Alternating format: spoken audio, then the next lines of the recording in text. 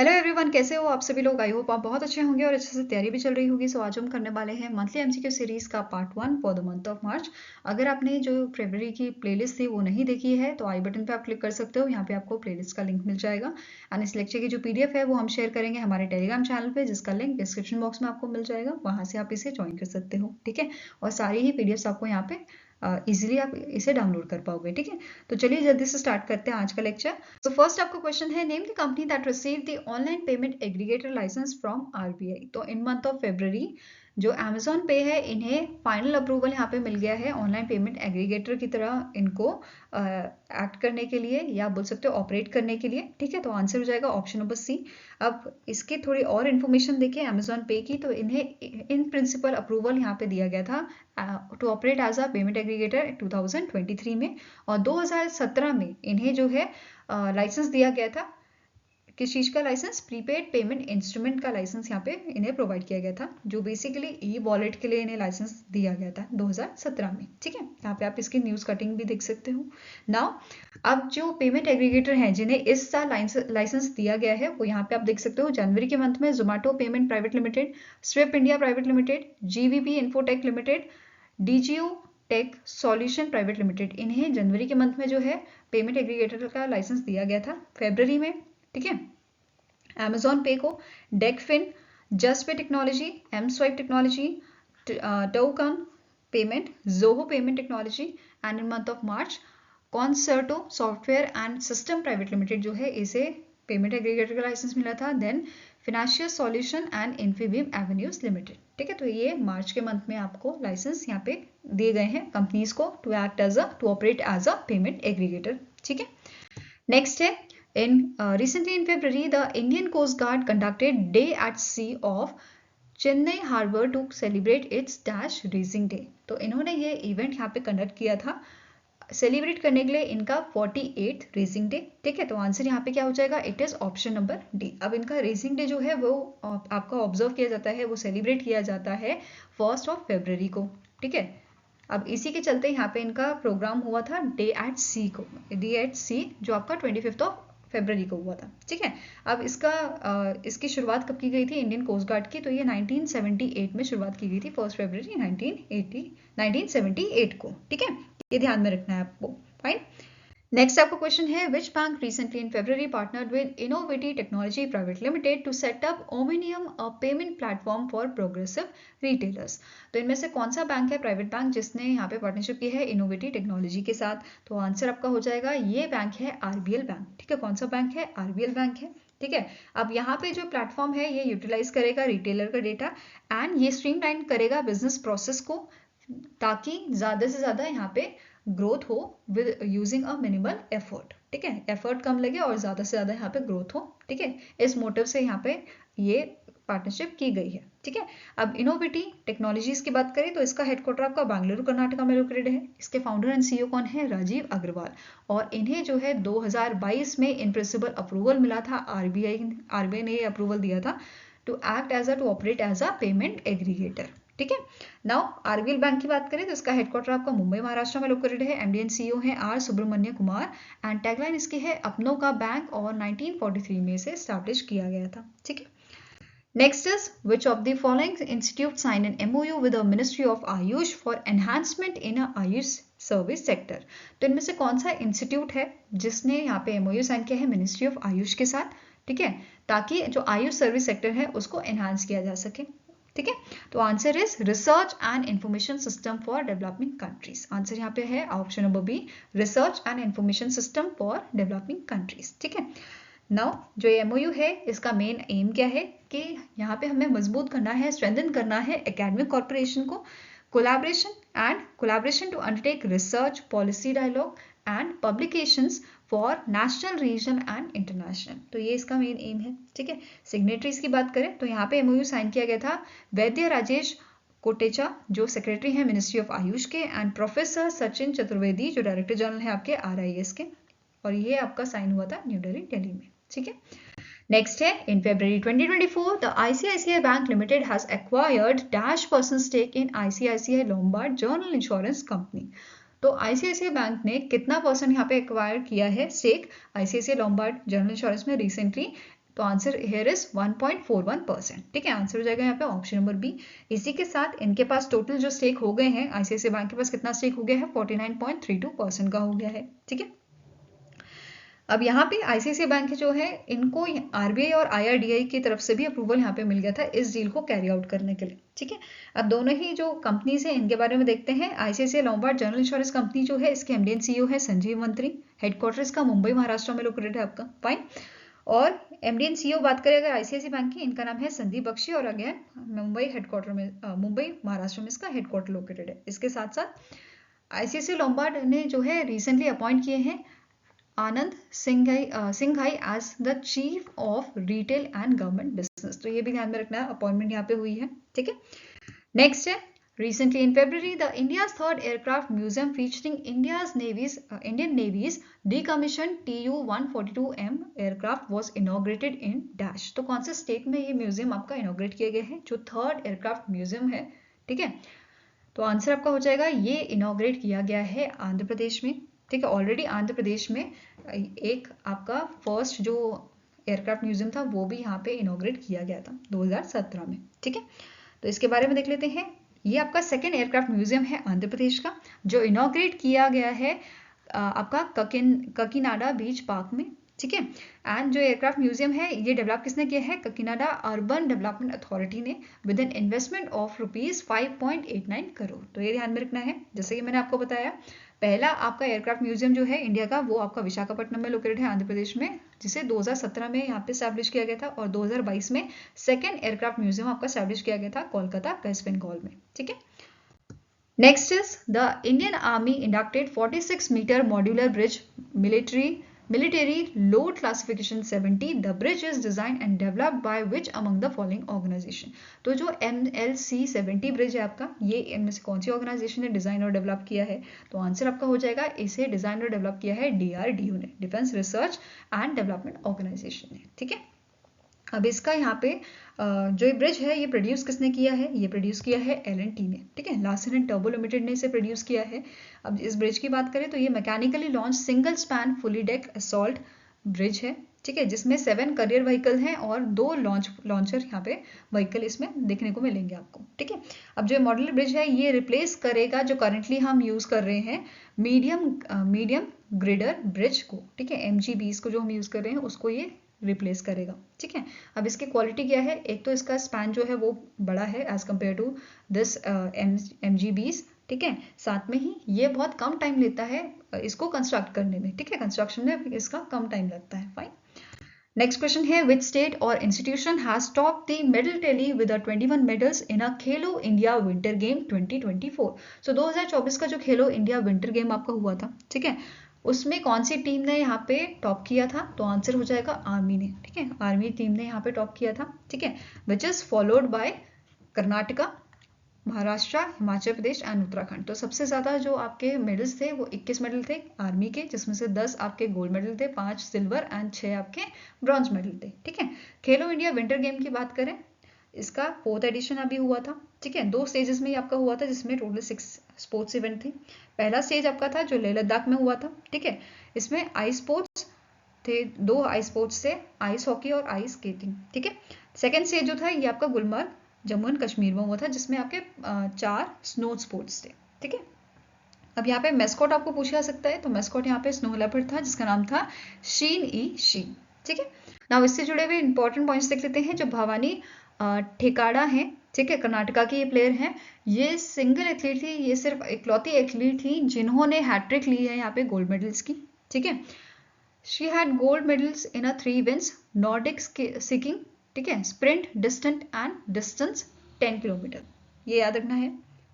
Next है, the army team won the men's ice hockey title Indo Tibetan, that is ITBP, Indo Tibetan border police force जो है, ठीक है, इन्होंने यहाँ पे विमेंस टाइटल जीता था आइस हॉकी का।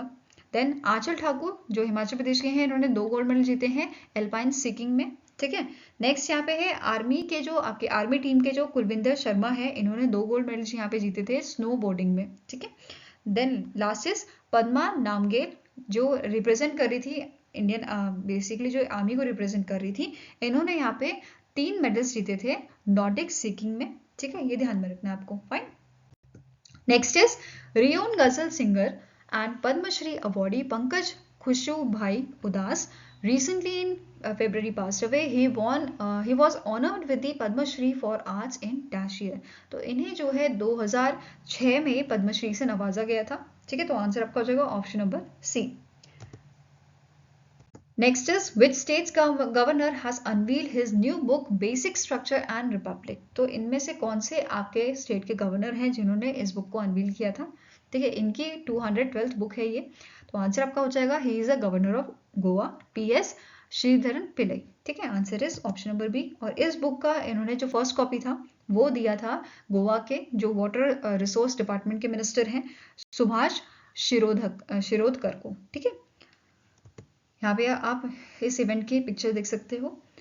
नेक्स्ट आपका क्वेश्चन है the national science day is annually observe across India on dash to commemorate the discovery of Raman effect by the Indian physicist sir Chandrasekhara Venkata Raman in 1928. तो नेशनल साइंस डे हम observe करते हैं 28 फरवरी को. ठीक है, अब इस दिन क्यों ऑब्जर्व करते हैं, क्योंकि इस दिन यहाँ पे रमन इफेक्ट की डिस्कवरी हुई थी 1928 में. ठीक है, तो answer is option number T. अब ये हमारा 38th एडिशन था, it was the 38th addition, और इसका थीम था इंडिजीनियस टेक्नोलॉजीज फॉर विकसित भारत. ठीक है, अब यहाँ पे जो सीवी रमन जी हैं इन्हें 1930 में नोबेल प्राइज दिया गया था इन फिजिक्स एंड 1954 में इन्हें सम्मानित किया गया था भारत रत्न से in field of science and engineering. ठीक है, next is PM Narendra Modi inaugurated and laid the foundation stone of a multiple development projects worth more than rupees dash crore during his visit to Gujarat.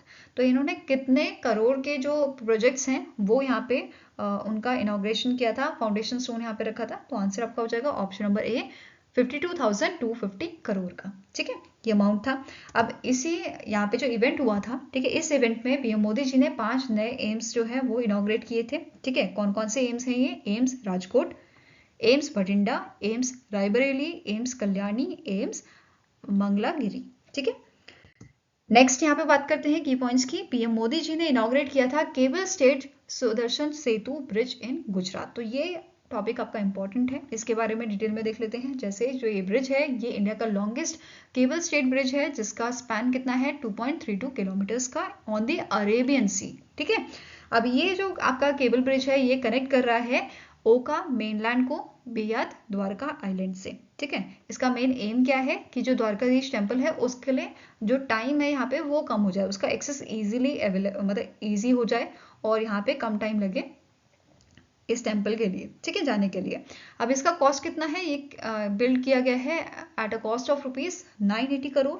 ठीक है, और ये गुजरात का पहला first सी link है जो कंस्ट्रक्ट किया है national highway division in the road and buildings department of Gujarat ने. ठीक है, अब ये जो सुदर्शन सेतु है इसका पुराना नाम क्या है, ओखा बेयत द्वारका सिग्नेचर ब्रिज. ठीक है, अब ये जो ब्रिज है इसमें सोलर पैनल्स भी लगाए गए हैं. अपर सेक्शन जो फुटपाथ का अपर सेक्शन है वहां पे जो आपका जनरेट करेगा 1 मेगावाट ऑफ इलेक्ट्रिसिटी को. ठीक है, तो ये ध्यान में रखनी है सारी चीजें. इसके अलावा PM मोदी जी ने फाउंडेशन स्टोन रखे थे न्यू मुद्रा पानीपत पाइपलाइन प्रोजेक्ट का. ठीक है, ये जो पाइपलाइन प्रोजेक्ट है ये बेसिकली आपका जो क्रूड ऑयल है ये सप्लाई करेगी मुद्रा से. ठीक है, Mundra on Gujarat coast to the Indian oil refinery जो आपका हरियाणा पानीपत में है. ठीक है, और इसका स्पैन कितना है 1194 किलोमीटर का. ठीक है, और इसे इंस्टॉल किया जाएगा. ठीक है, it has an install capacity of 8.4 million metric tonne per annum. ठीक है, नाउ नेक्स्ट है PM जो प्राइम मिनिस्टर जी हैं, प्राइम मिनिस्टर जी ने अगेन फाउंडेशन स्टोन यहाँ पे रखा था रिन्यूएबल एनर्जी प्रोजेक्ट्स का. ठीक है, कौन कौन से प्रोजेक्ट थे, पहला आपका है 300 megawatt solar power project in Bhuj. Second, grid connected 600 megawatt solar photovoltaic power project Khavda solar power project and 200 megawatt wind energy projects in Dayapur. Second, ठीक है, इसके साथ साथ इन्होंने फाउंडेशन स्टोन भी रखा था बहुत सारे हेल्थ प्रोजेक्ट्स का. ठीक है, साथ में ही इन्होंने इनॉग्रेट किया था और यहाँ पे 21 प्रोजेक्ट्स जो आपके हैं of the employ state insurance corporation इसका इन्होंने फाउंडेशन स्टोन यहाँ पे रखा था और कुछ प्रोजेक्ट्स यहाँ पे डेडिकेट भी किए थे जिसका कॉस्ट आपका है 2280 करोड़ उसका. ठीक है, नेक्स्ट है the PM Narendra Modi inaugurated dedicated to the nation and lay foundation stone of a multiple projects worth over dash in Chhattisgarh. तो यहाँ पे छत्तीसगढ़ में पीएम मोदी जी ने बहुत सारे प्रोजेक्ट्स को जो है इनॉग्रेट किया है, नेशन को डेडिकेट किए हैं और फाउंडेशन स्टोन रखे हैं बहुत सारे प्रोजेक्ट्स के लिए। ठीक है, इसका टोटल कॉस्ट कितना था? ये प्रोजेक्ट्स आपके लगभग 34,400 करोड़ की लागत के हैं। ठीक है, अब ये कौन कौन सी फील्ड को बेनिफिट करने वाले हैं? जो ये प्रोजेक्ट्स हैं ये आपके power, coal, road, rail road and solar energy field से, सेक्टर से रिलेटेड है। ठीक है, अब पीएम मोदी जी ने डेडिकेट किया है यहाँ पे Lara super thermal power project stage 1, ठीक है, ऑफ एनटीपीसी लिमिटेड, जो आपका रायगढ़ डिस्ट्रिक्ट में यहाँ पे लॉन्च किया गया है। ठीक है, स्टेज 1 जो है, स्टेज 1 की जो आपकी टोटल कॉस्ट है या इन्वेस्टमेंट यहाँ पे जो लगाई गई है वो आपकी लगभग 15,800 करोड़ की। ठीक है, ऐसे ही यहाँ पे फाउंडेशन स्टोन रखा गया था इसका सेकंड स्टेज के लिए, Lara super power project stage second के लिए, अगेन इन दी रायगढ़। ठीक है, एंड ये कंस्ट्रक्ट किया जाएगा at a cost of at investment of 15,530 crore. ठीक है, now next, PM Modi ji ने इनॉग्रेट किए हैं 3 की first mile connectivity projects of a south eastern coalfields limited. ठीक है, जो आपके लगभग 600 करोड़ के प्रोजेक्ट हैं। ठीक है, इसमें 3 कौन कौन से प्रोजेक्ट हैं? It is Dipka OCP coal handling plant, जिसकी टोटल कॉस्ट 211 करोड़ की है और इसकी कैपेसिटी आपकी है एनुअल कैपेसिटी 25 मेगा टन की। ठीक है, then Chhal OCP coal handling plant, इसका कॉस्ट 173 करोड़ का है और एनुअल कैपेसिटी 6 मेगाटन का है। Then Baroud OCP coal handling plant, ये आपका कॉस्ट है 216 करोड़ का and annual capacity 10 mega tonne की है। ठीक है, इसके अलावा यहाँ पे इन्होंने डेडिकेट किया था बिलासपुर उसलापुर फ्लाईओवर, जिसका टोटल कॉस्ट आपका है 300 करोड़ का, and he also dedicated the 50 megawatt solar power plant in Bhilai to the nation. ठीक है, नेक्स्ट है, which of the following statement is are correct with respect to Maharashtra MSME Defense Expo 2024? So in month of February Maharashtra MSME defence expo हुआ था, जिसका main M क्या था कि जो डिफेंस के वेपन्स हैं वो डोमेस्टिकली मैन्युफैक्चर किए जाए विद द हेल्प ऑफ जो local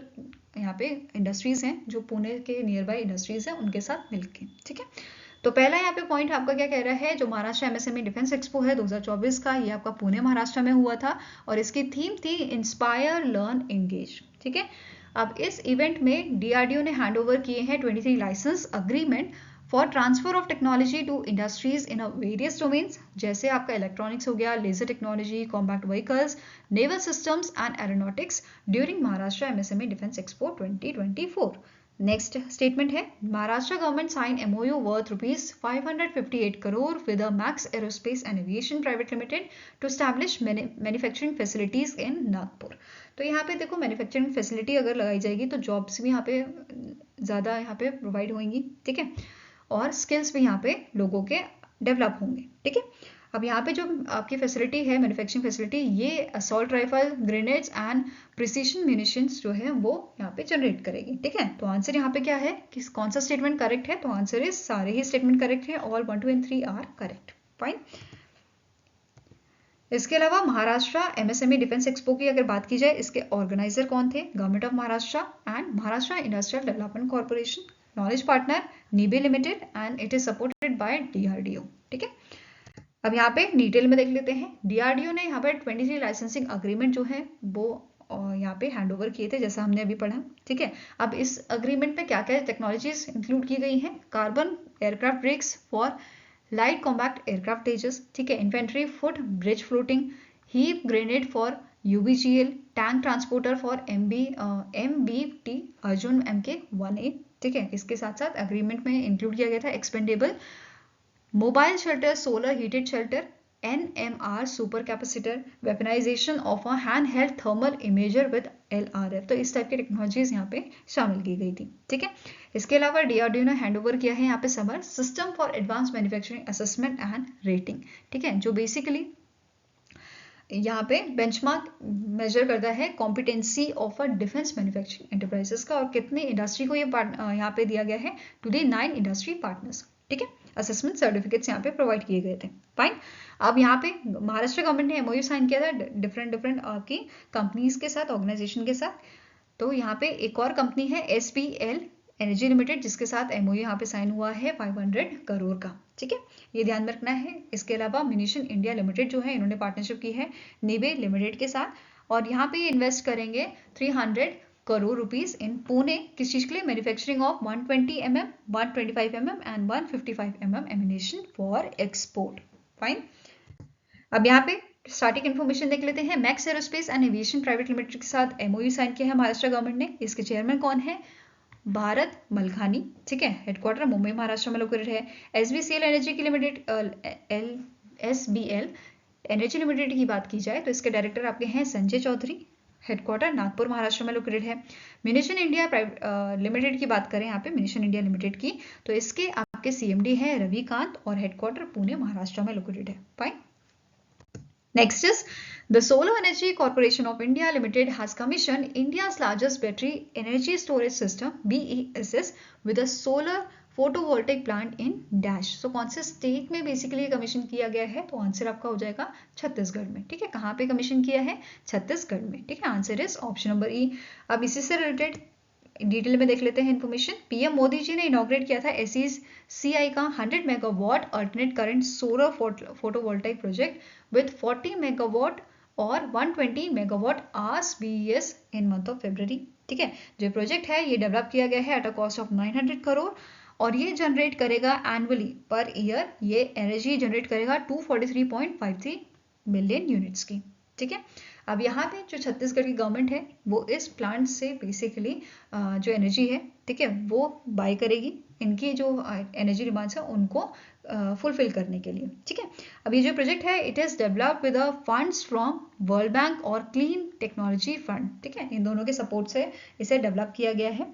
then this will reduce around 4.87 million tons of CO2 emission over the next 25 years। तो ये भी ध्यान में रखना है, ये जो आपका प्लांट है ये आने वाले 25 सालों में 4.87 मिलियन टन्स का CO2 एमिशन कम करेगा। ठीक है, साथ में ही ये भी नोट करना है ये बायफेशियल मॉड्यूल है। बायफेशियल मॉड्यूल क्या होता है? बेसिकली जो सोलर पैनल्स यहाँ पे हैं, ठीक है, अगर वो मोनोफेशियल हो तो वो एक साइड से एनर्जी अब्जॉर्व करते हैं, सनलाइट अब्जॉर्व करते हैं। ठीक है, अगर बायफेशियल हो तो दोनों साइड से ये आपका सनलाइट एब्जॉर्व करते हैं। ठीक है, नेक्स्ट है which of the following statement is correct with respect to Narendra Modi's visit to Jammu and Kashmir in Feb 2024।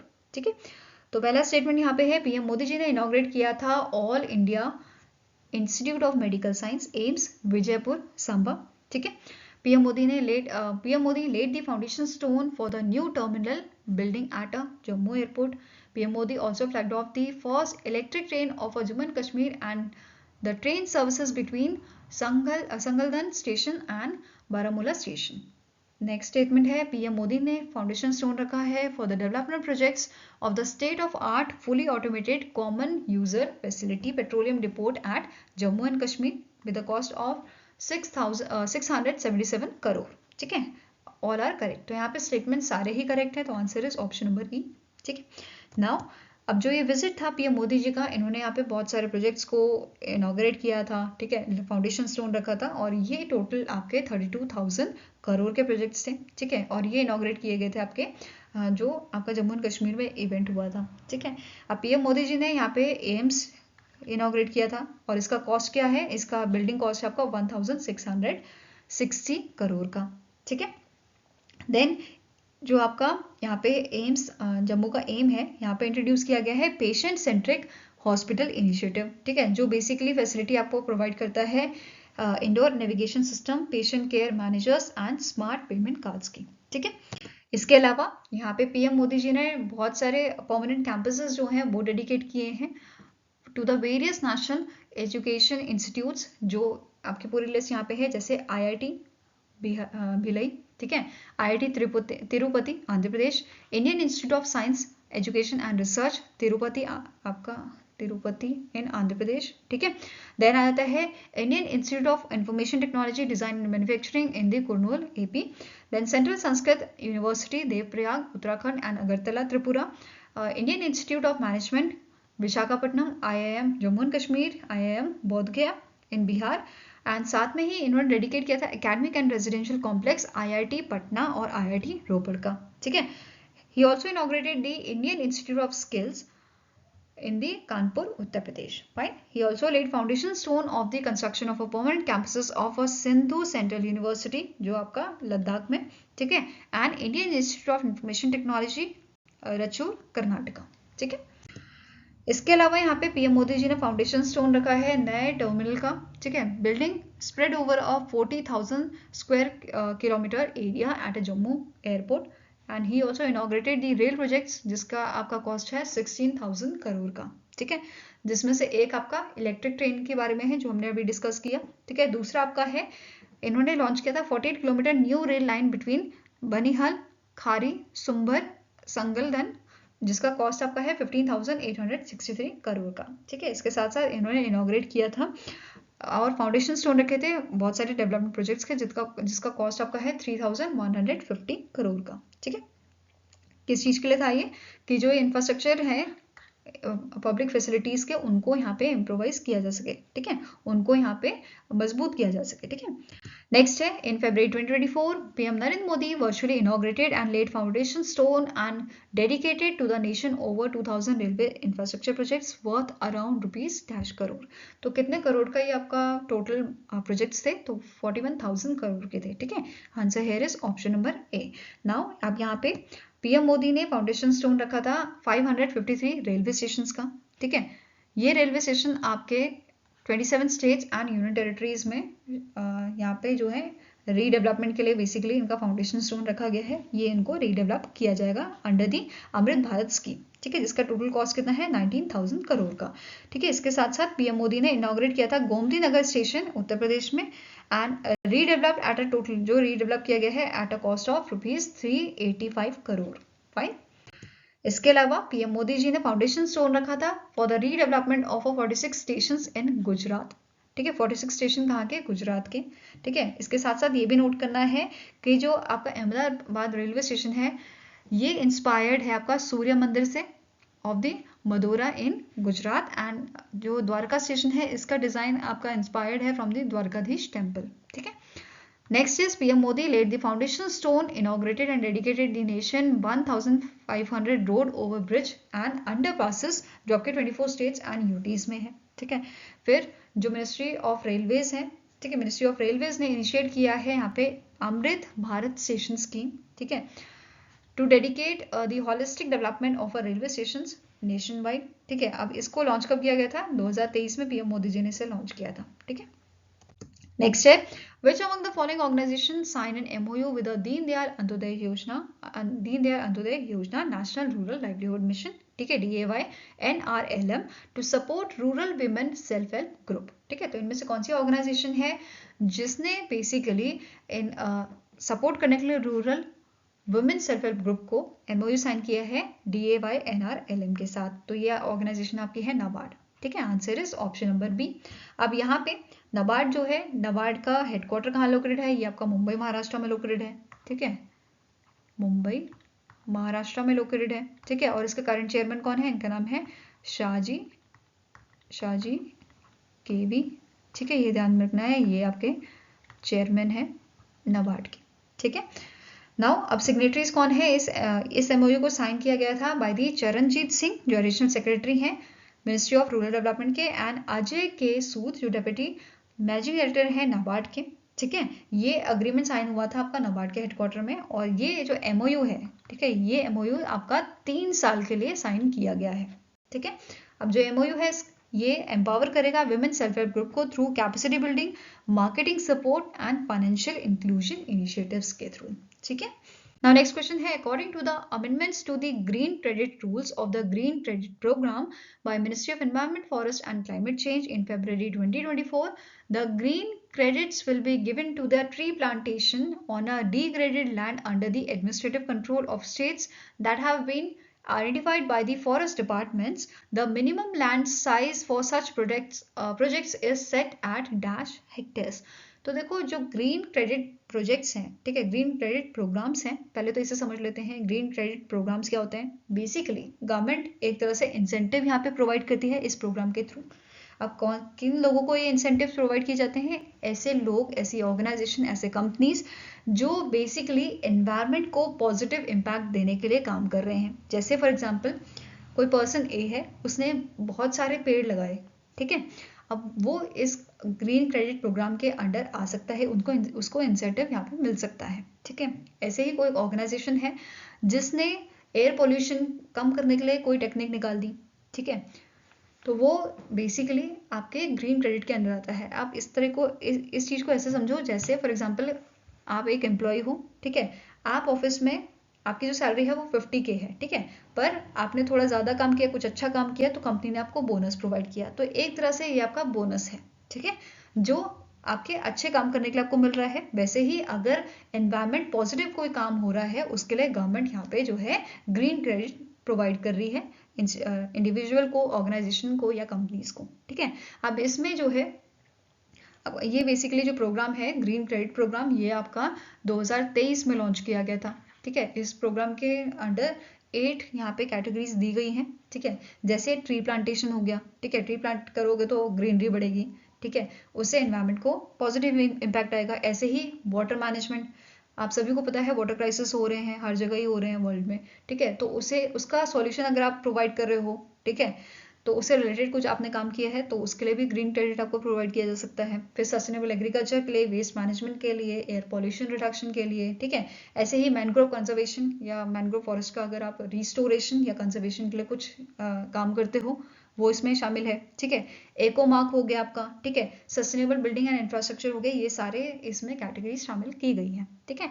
अभी रिसेंटली यहाँ पे क्या बोला गया है, ठीक है, यहाँ पे बेसिकली मिनिमम लैंड साइज जो है वो यहाँ पे बताया गया है कि जो ट्री प्लांटेशन के लिए आपको कितना मिनिमम साइज रखना है, ठीक है, वो यहाँ पे मेंशन किया गया है, वो अमेंडमेंट यहाँ पे किया गया है, तो वो आपका है 5 हेक्टेयर का, ठीक है। तो आंसर यहाँ पे हो जाएगा आपका ऑप्शन नंबर सी, ठीक है। अब यहाँ पे जो प्रोग्राम है, इस प्रोग्राम का इम्प्लीमेंटेशन देख रेख कौन करता है, ये आपकी है Indian council of forestry research and education, आप इसे बोल सकते हो नोडल ऑर्गेनाइजेशन ये है, ठीक है, जो आपके देहरादून उत्तराखंड में लोकेटेड है, ठीक है। इसका काम क्या है, implementation, management, monitoring and operation, ये सब देखना ग्रीन क्रेडिट प्रोग्राम की। आई होप ये आपको क्लियर होगा, ठीक है। नाउ यहाँ पे जो मॉडिफिकेशन किए गए हैं वो देख लेते हैं, ठीक है। The new modified green credit rule outlines the criteria for land eligibility, application procedure and standardisation methodology for calculating the green credits, ठीक है।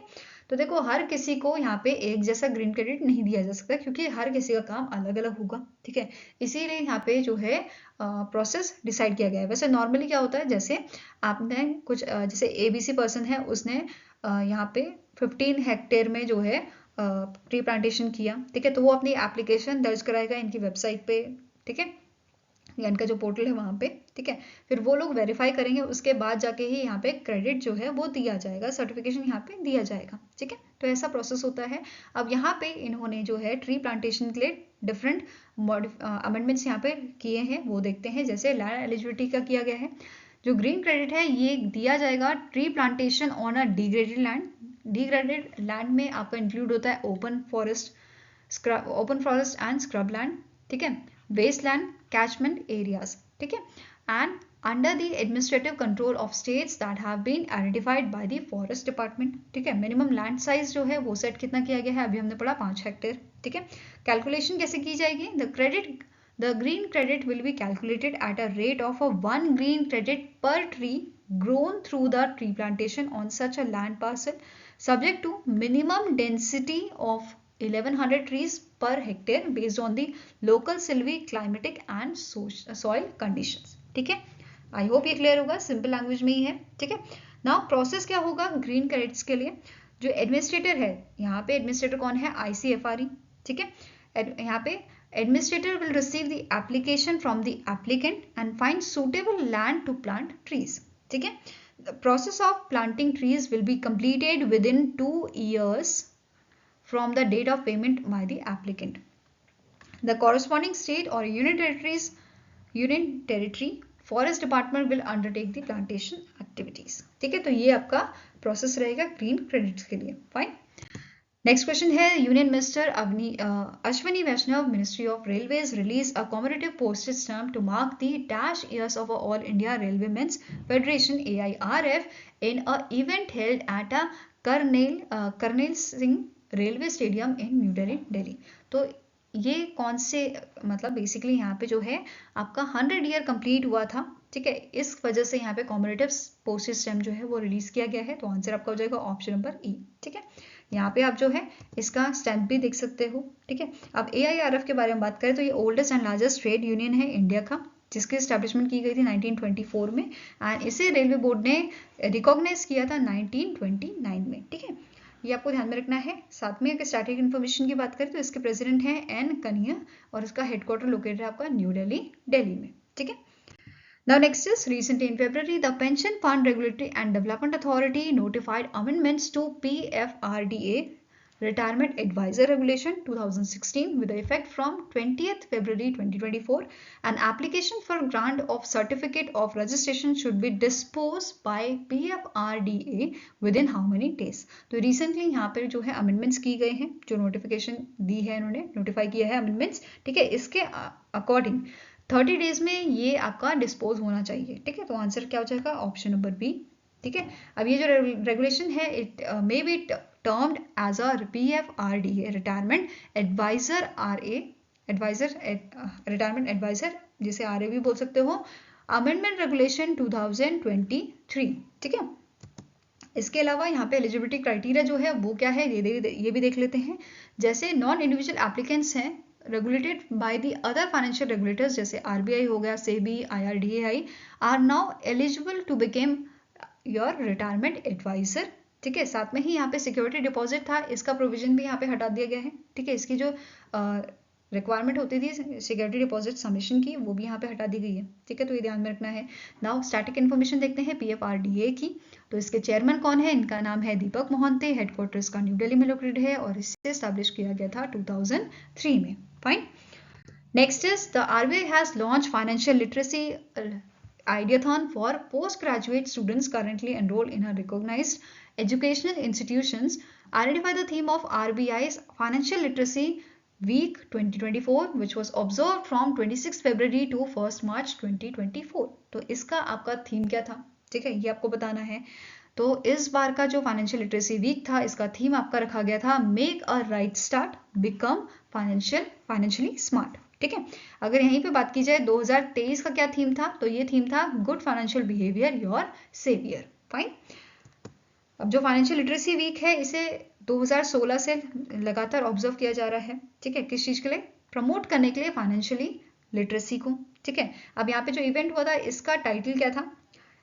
तो इसका टाइटल आपका था money matters for young adults rethinking outreach strategy, और इसमें 2000 word की limit आपकी रखी गई थी, ठीक है। अब यहाँ पे प्राइस की बात करें तो फर्स्ट प्राइस आपका 1 लाख का था, सेकंड 75,000 एंड थर्ड आपका था 50,000 का। फाइन। इसके अलावा स्टार्टिंग इन्फॉर्मेशन देखते हैं RBI की।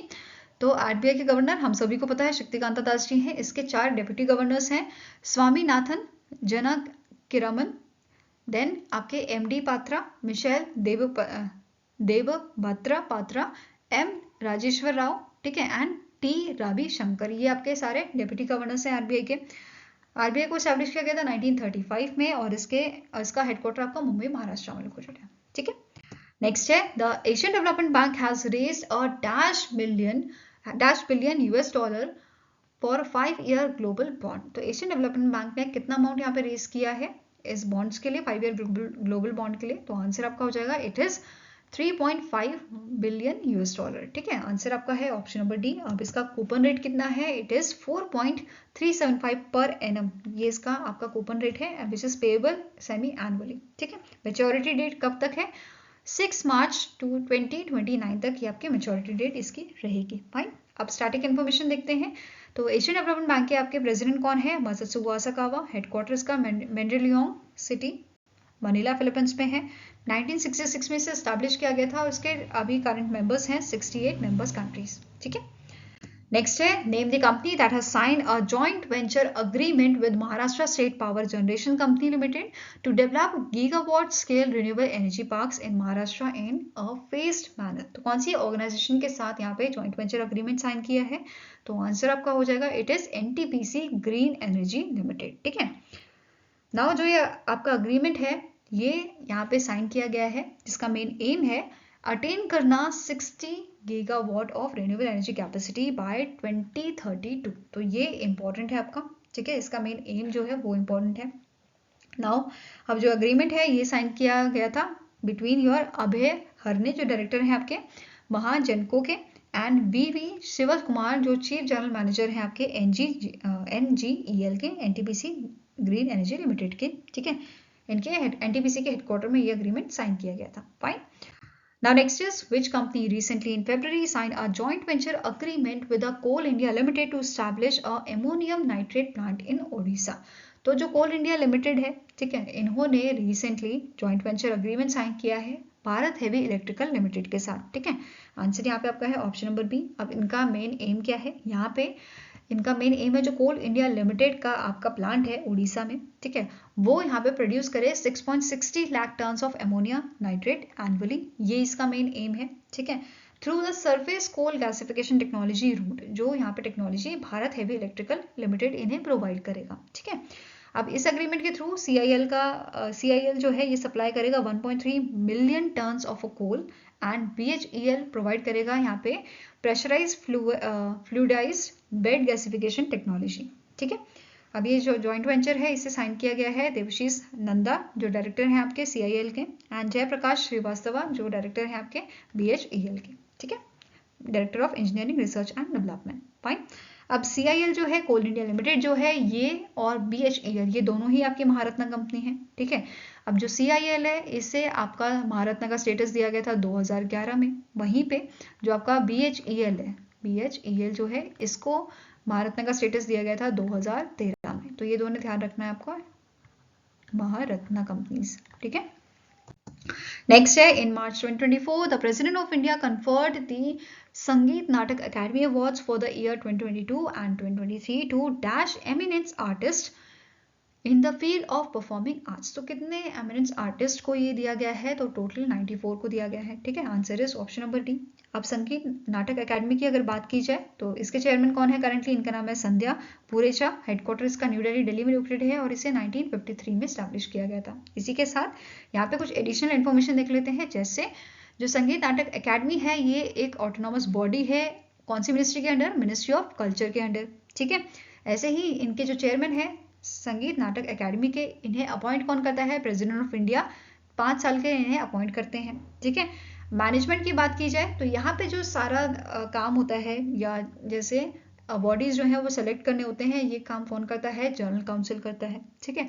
अब मैंडेट क्या है, मेन एम क्या है इस एकेडमी का, कि प्रिजर्व करना है, प्रिजर्व प्रमोट एंड डेवलप करना है diverse performing arts tradition of India, जिसमें आपका classical folk and tribal forms included है, ठीक है। अब यहाँ पे आप जो है वीडियो पॉज करके आराम से 2022 के जो एकेडमी अवार्ड्स हैं उनकी लिस्ट देख सकते हैं, ठीक है। संगीत नाटक अकेडमी के जो एकेडमी फेलोज हैं उनको देख सकते हो आप यहाँ पे, ठीक है। 2023 के जो आपके विनर्स हैं उनकी लिस्ट भी मैंने यहाँ पे ऐड कर दी है, इवन टेलीग्राम चैनल पे जो पूरी लिस्ट है वो मैं आपको शेयर कर दूंगी, ठीक है। साथ में ही यहाँ पे जो है उस्ताद बिस्मिल्लाह खान युवा पुरस्कार जो है 2022-23 के वो भी दिए गए थे। आप यहाँ पे आराम से इन पूरे जो कैटेगरीज हैं उनको देख सकते हो, ठीक है।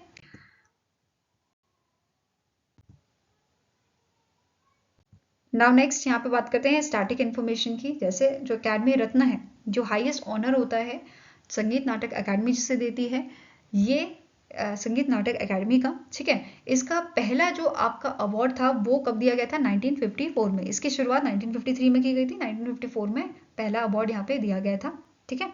देन इसका प्राइज मनी कितना है, 3 लाख का है। वहीं पे संगीत नाटक अकेडमी अवार्ड्स जो हैं, ठीक है, इसे बेसिकली इन इंडिविजुअल्स को दिया जाता है जो आपके प्रैक्टिशनर्स होते हैं, गुरुज होते हैं, स्कॉलर्स होते हैं, scholars of music dance and theatre, ठीक है, उनको ये अवार्ड दिया जाता है। इसका प्राइज मनी कितना है, 1 लाख का है।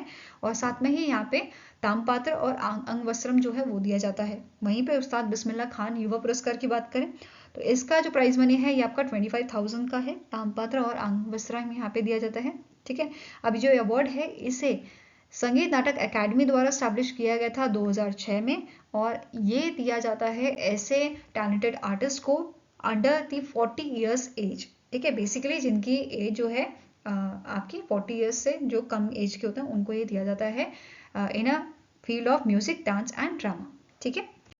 नेक्स्ट है the rare disease day 2024 was observed across the globe on dash to raise awareness of the rare disease and their impact on the people they effect. ठीक है, तो जो रेयर डिजीज डे है, नाम से पता चल रहा है रेयर डिजीज। ठीक है, ऐसी डिजीज जो आप अगर कंपैरिजन किया जाए 2000 लोगों में से एक पर्सन को ये डिजीज होती है। ठीक है, तो इस डे को हम ऑब्जर्व करते हैं फरवरी के लास्ट डे को। ठीक है, अगर फरवरी का लास्ट डेट आपका 28 होता है, अगर लीप ईयर हुआ तो 29 होता है, तो उस दिन इसे ऑब्जर्व किया जाता है। और 2024 में क्योंकि ये लीप ईयर था तो इस बार हमने 29 फरवरी को इसे ऑब्जर्व किया था। ठीक है, ये याद रखना है। नाउ इस बार कौन सा एडिशन था? इस बार 17th एडिशन ऑब्जर्व किया था और इसका थीम आपका था शेयर योर कलर्स। बेसिकली जो थीम है ये 2022 से कंटिन्यू हो रहा है और 2024 में भी यही थीम हमें यहाँ पे देखने को मिला था। ठीक है, अब जो रेयर डिजीज डे है इसे लॉन्च कब किया गया था? European organisation for rare disease ने इसे यहाँ पे लॉन्च किया था 2008 में। ठीक है, ये ध्यान में रखना है। और पहला इसका जो रेयर डिजीज डे था वो भी हमने 2008 में ऑब्जर्व किया था एंड ये इवेंट आपका 18 कंट्रीज में ऑब्जर्व किया गया था। ठीक है, नाउ 2024 की बात करें तो यहाँ पे जो ये ऑर्गेनाइजेशन है यूरोडिस रेयर डिजीज यूरोप, इन्होंने यहाँ पे कैंपेन लॉन्च किया था एक्ट रेयर 2024 कैंपेन। ठीक है, इस ओकेजन पे जो रेयर डिजीज डे 2024 का ओकेजन था। Fine, next is in February 2024 the Indian Navy has launched the fourth ammunition cum torpedo cum missile barge named Dash at MS Suryadipta Projects Private Limited थाने महाराष्ट्र। तो यहाँ पे recently in month of February जो Indian navy है इन्होंने launch किया था LSAM 18। ठीक है, जो फोर्थ बार्ज है आपका, फोर्थ एमिनेशन कम टॉर्पेडो कम मिसाइल बार्ज, इसे लॉन्च किया गया था। इससे पहले आपका नवंबर 2023 में, ठीक है, नवंबर 2023 में LSAM 17 लॉन्च किया गया था। ठीक है, फिर जुलाई 2023 में आपका जो है LSAM 16 लॉन्च किया गया था। तो ये भी आपको ध्यान में रखना है। बेसिकली मार्च 2021 में जो है मिनिस्ट्री ऑफ डिफेंस और सूर्यदत्ता प्रोजेक्ट्स जो है इनके बीच में एक कॉन्ट्रैक्ट साइन हुआ था 11 ACTCM बार्ज के लिए, जिसमें से अभी तक फोर्थ इन्होंने जो है यहाँ पे प्रोवाइड कर दिए हैं। ठीक है, नेक्स्ट क्वेश्चन है name the India's oldest parliamentarian and founding member of a Samajwadi party who recently in Feb passed away. तो इनमें से कौन सी पर्सनालिटी है जो इंडिया के oldest parliamentary and founding member रहे हैं आपके समाजवादी पार्टी के? तो आंसर यहाँ पे आपका हो जाएगा, इनका नाम है शफीकुर रहमान बर्क। ठीक है, answer is option number A. ये करेंटली सर्व कर रहे थे 17th लोकसभा। ठीक है, member of parliament 17th Lok Sabha आपके फ्रॉम द संभल कॉन्स्टिट्यूएंसी। ठीक है, इनिशियली इन्हें जो है इलेक्ट किया गया था 11th लोकसभा का member for the from the Sambhal university 1996 से 1997 तक इन्होंने सर्व किया था यहाँ पे। ठीक है, यहाँ पे आप इनकी इमेज देख सकते हो। नेक्स्ट है name the personality who recently in February unveiled a new database for India startup ecosystem named Bharat startup ecosystem registry a website and साथ में यहाँ पे स्टार्टअप महाकुंभ का लोगो भी यहाँ पे आपको जो है अनवील किया था। किसने अनवील किया था? आपके ministry of commerce and industry के आपके जो मिनिस्टर हैं पीयूष गोयल, उन्होंने इसे जो है अनवील किया था। ठीक है, अब यहाँ पे जो रजिस्ट्री है भारत स्टार्टअप इकोसिस्टम रजिस्ट्री, ये एक्ट करेगी as a single platform database startup investor incubators and other stakeholders के लिए। ठीक है, इंडियन स्टार्टअप इकोसिस्टम के लिए बेसिकली ये हेल्प करेगा यहाँ पे। साथ में ही यहाँ पे स्टार्टअप महाकुंभ की हमने बात की। स्टार्टअप महाकुंभ जो है ये आपका 18 से 20 मार्च को हेल्ड हुआ था। ठीक है, न्यू दिल्ली दिल्ली में, भारत मंडपम इन प्रगति मैदान न्यू दिल्ली दिल्ली में। ठीक है, जिसका एनविजन क्या है? ठीक है, इसका एनविजन क्या है कि हमें जो इंडियन स्टार्टअप इकोसिस्टम है उसको स्ट्रॉन्ग करना है, उसको स्ट्रेंथन करना है to have a global dominance and foster entrepreneurship among the Indian youth. ठीक है, इसका मेन एम है कि हमें क्या करना है, कंबाइन करना है सारे स्टेक होल्डर्स को। ठीक है, stakeholders of the startup ecosystem, ताकि हम शोकेस कर सके एंटरप्रेन्योरशिप, टेक्नोलॉजी एंड इनोवेशन। ठीक है, अब यहाँ पे इसकी थीम क्या थी स्टार्टअप महाकुंभ की? It is Bharat innovates. तो ये भी आपको पूछा जा सकता है कि थीम क्या थी इसकी। ठीक है, अब स्टार्टअप महाकुंभ जो है ये ऑर्गेनाइज किया गया था jointly with these institutions with these organization। कौन कौन सी ऑर्गेनाइजेशन है? Associated chambers of commerce and industries of India. ठीक है, national association of software and service companies, then bootstrap incubation and advisory foundation, the Indus entrepreneurs and Indian venture and alternate capital association IVCA। तो इन सब के साथ इसे startup Mahakumbh को jointly organise किया गया था। ठीक है, आई होप आपको ये वीडियो पसंद आया हो। अगर पसंद आया तो लाइक एंड शेयर जरूर कीजिएगा और हमारे साथ जुड़ने के लिए हमारे चैनल को सब्सक्राइब कीजिएगा। अगर आपके कुछ सजेशन है तो आप हमें मेल कर सकते हो benchmarkstudy007@gmail.com पे, या फिर आप हमें कमेंट सेक्शन में लिख सकते हो। ठीक है, मिलेंगे इसे नेक्स्ट वीडियो के साथ। Till then take care, have a nice day and all the best for your preparations.